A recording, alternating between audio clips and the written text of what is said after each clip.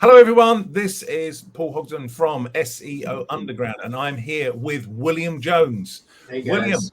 hey, Hey Paul, how you doing?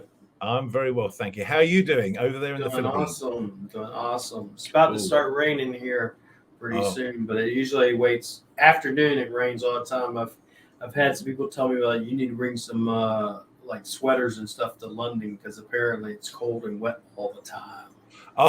would you know what? This year it's bucked the Uh, trend because mm, it was last 2 weeks ago. It was 40 degrees centigrade, which is mm.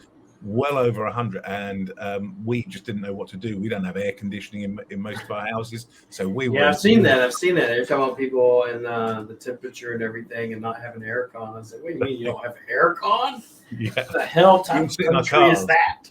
We sit in our cars with them. That's what we do. That's what we do. But so to crack on, for those who don't know who William Jones is, tell us who you are and what you do.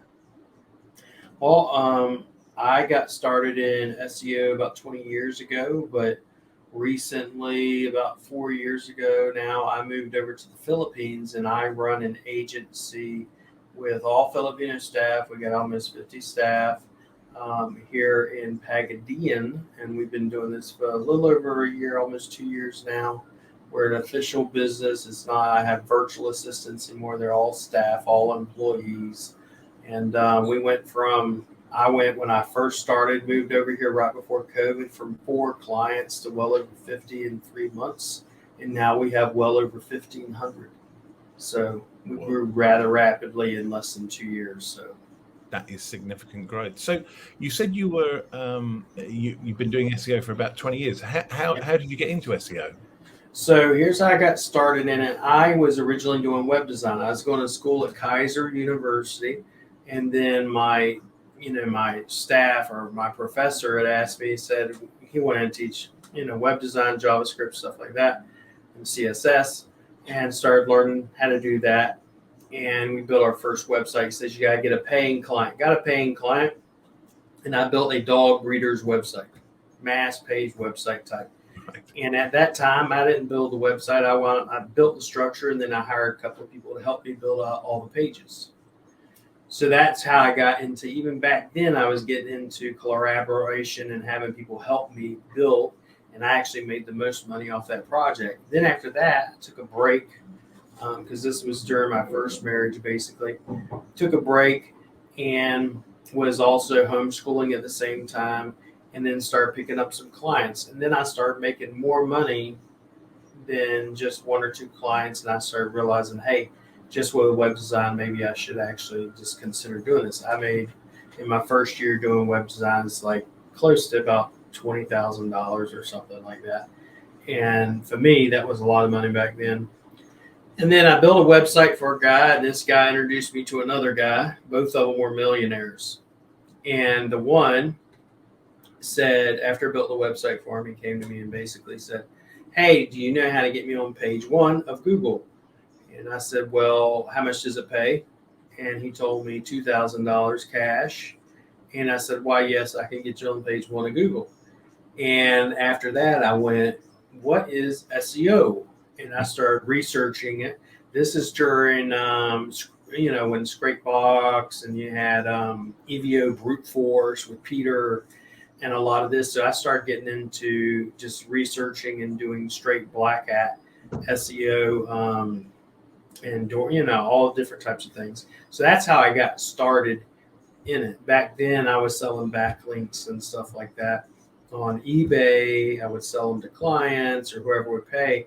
And after I ranked my first person, that's when I said, well, I really like this. And I started getting more and more clients because I'd find out, who's their competition. And back in those days, it'd be, what's it going to take? Oh, I just need, 1,000 backlinks or whatever. It's going to cost you $3,000 and get $3,000 and done within a week.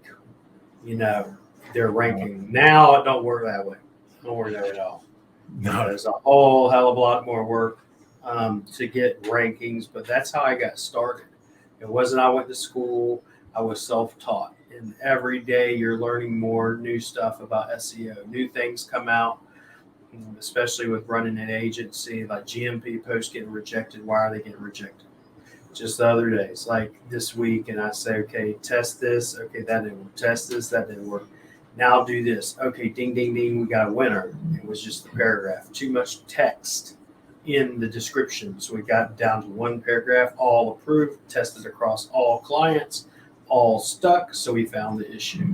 Versus where, in my opinion, most SEOs say something works or doesn't work, and they're testing across maybe 10, 20 people. Whereas I go, let's test it across hundreds and all at one time. And I can tell you it works or doesn't work. That's interesting. So what attracted you to the darker side of SEO? So what, I mean, obviously you were, as you said, working back in the day, perhaps a lot of it was considered black hat by today's standards. Yeah. But what sort of attracted you to perhaps continue down the vein of looking at, all of the different types of ways to rank a website? In my humble opinion, people like, there are a lot of times you'll do all the nice white hat structure, the internal linking, the way the page is created or architecture of the page, which I agree with doing all that. And I do all that.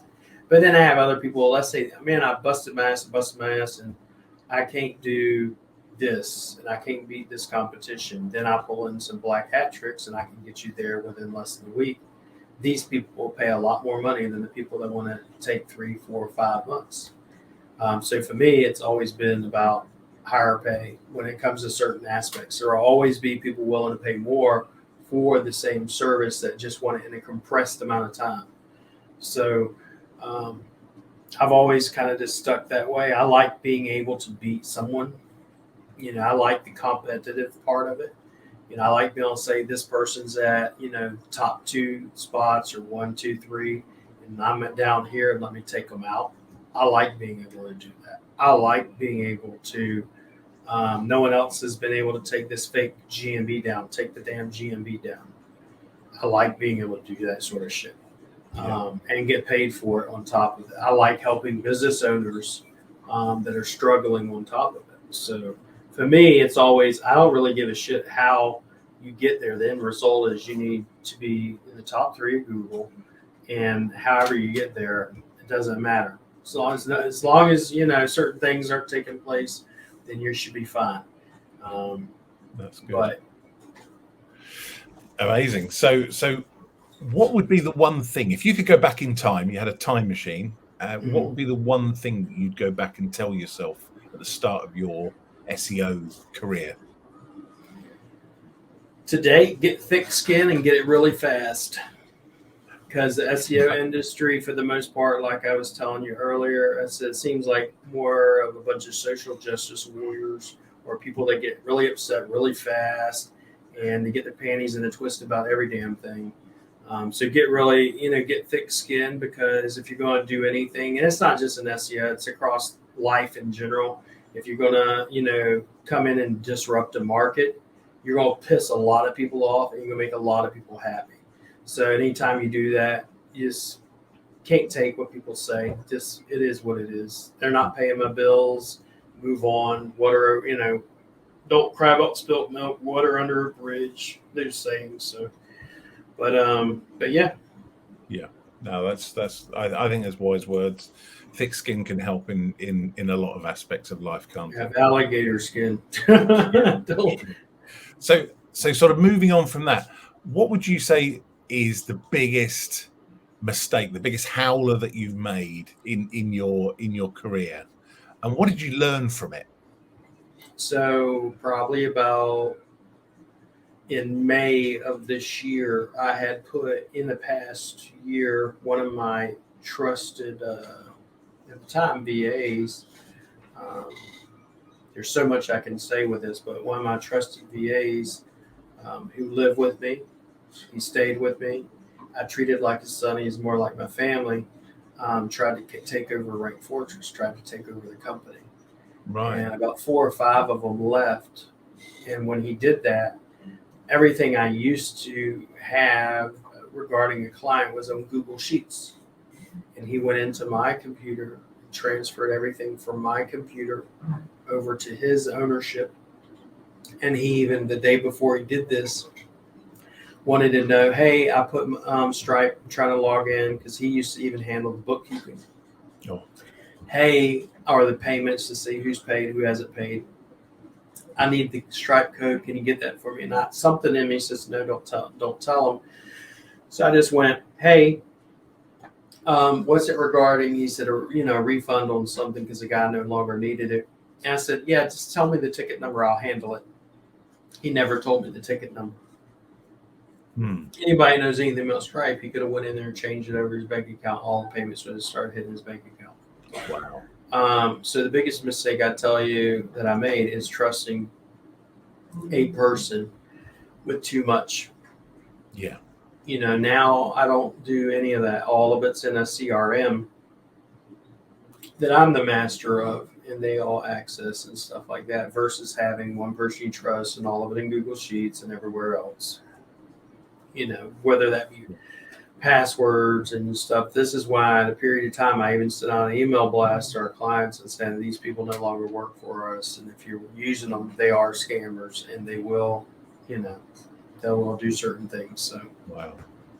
That is a big learning. That is a big it hurt really bad, mainly because I built this, with my wife, because she owns it, is the fact that we were trying to help people. That's all it's ever been about, is helping people. And we took them in as our own boys. And these same people are the ones that the entire time were turning their back on it. So because they wanted to start their own thing, which I understand. Yeah. Nothing wrong with but that. But there are ways to do it, and there's ways not to do it. No, for sure. So, what are some of the best resources that you've used or that you still use now to sort of help you along in your business life and your SEO life? So SEO wise, I read some SEO, but not too much. I really don't. I mean, the only way I stay on top of it, quite honestly, has always been what is the top people doing when you do a Google search for a term, find out what they're doing, duplicate what they're doing, outdo them, and you rank above them. It's always been that simple for me in that case. Now, I listen a lot to Chris Palmer when it comes to local SEO, Matt Diggity when it comes to affiliate SEO. I listen a lot to Holly when it comes to a lot of affiliate type stuff, and Rank and Rent, believe it or not. And Craig when it comes to affiliates as well. There are some other people I like, but CTR manipulation is going to be Holly. Those are the resources I would stick by, but I read a lot. ET, he's another one I like listening to, but a lot of it has to do with mindset. So a lot of my books are going to be on straightness, marketing, and mindset. Not so much SEO. There is one, I think his name's Dan Jones. He's an SEO on Entity SEO. That's a really good book. And then that's about it, really. William, are you listening to or following anyone at the moment who sort of sparked your interest? I mean, the main people I listen a lot to, honestly, are going to be Holly, Chris, and Craig. I don't really follow too many other people. Outside of Matt Diggity, I follow him a lot too. I do listen to Chase when it comes to bots and automation, because I'm very much into automation. I have my own tools that I use though, for automation, whether that be for forms and contact forms or emails, or if it comes to getting leads, or if it comes to finding prospects, whatever it is, it makes my life simpler. Whether they even be GMB posting, I am very much in automation, but really not too many people. I mean, honestly, I got about 4 or 5 people I listen to. That's really about it, because when you're doing such a large agency and stuff, it's kind of, we're already hands in, and we got our hands in the mud. So I see a lot of it before most of them will ever see it, especially when it comes to local SEO. Yeah. We see things, and when I see things, just like in GMB, when something's not working and I don't see it really moving the needle too much, I can say test this, and if it's not moving the needle, we just stop. Right. And then we'll start other things. So William, what's the biggest SEO black hat myth that you'd like to debunk? If it was to be anything, I would honestly tell you, for me, I don't think backlinks are as important as most people, specifically Black Hat, try to say and act as if they are. Um, I personally would tell you, I can rank stuff without any backlinks. Okay. And I'm not talking about stupid, long ass terms or just no one's going to be searching for. Okay. If you have your page architecture, your site architecture, your page structure, your silos done right, and you're pushing out good content with internal linking, I can rank it without any backlinks. Okay. Now, will they help? Yes. But are they the end all be all, which is the way most people act? Hell no, they're not. Because what winds up happening is a lot of agencies and people say, well, how many backlinks am I getting with my monthly SEO? As if that's what's going to help them go to the top. And that is not what's going to help them go to the top. Now, if you're getting a backlink on Forbes magazine or New York, Post or whatever, that's different. But a backlink from where most of these people are going to be getting them from are not going to push the needle as much as most people think. So and a really good backlink can go anywhere from $400 or $500 to thousands if you actually get a good backlink. Or there are other methods to get the backlinks that you have. They're low quality, get their DA up higher, and use them that way. But they're not the end all be all, which was most people act like they are. PBNs even. Yes, PBNs work, but are they end all be all? No, they're not. If you don't have your page structure, your internal linking, and everything else done right, it's just not going to work. You might, get a really strong backlink, but you're going to get them to a site that's not going to be siloed, not structured right, and people are going to go on it and bounce right off. So it's kind of pointless. I agree. I think that is the key thing, is that people jump to administering medicine before they've actually worked out what's wrong. And I think that is a real big problem, is that people aren't starting in the right place. They're not. I literally was just talking to a client earlier, and he wanted to start off a campaign on CTR manipulation, because I've used CTR manipulation driving directions, even though I'm in the Philippines.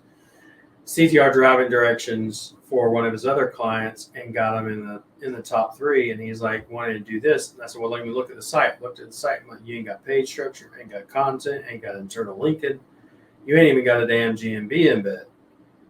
So there are a lot of things we need to do prior to trying CTR. For me, CTR is the final push. Or if I needed a really strong backlink, that'd be this final push. It wouldn't be, hey, let me try just doing CTR backlinks to do the whole thing. When you don't even have the basic structure, the basic SEO done. To me, if you're going straight, I just want to go straight Black Hat. I only want to do backlinks and CTR. To me, that shows you probably don't know a whole lot about SEO.